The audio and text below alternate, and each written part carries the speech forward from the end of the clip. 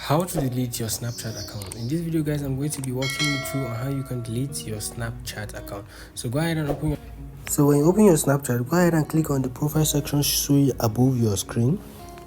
When you click that, go ahead and click on the settings showing above your screen.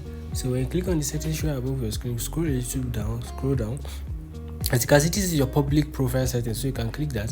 So if you want to delete your public profile, that means your profile that is being public on Snapchat, just click on delete public profile and you delete it.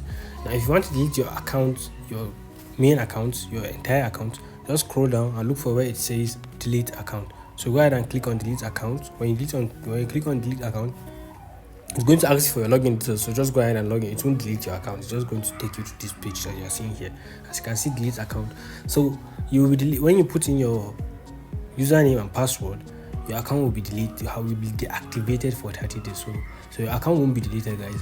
Your account will be deactivated for 30 days. So if you really need it back anytime, you can just go ahead and log in your account and your account will be activated back.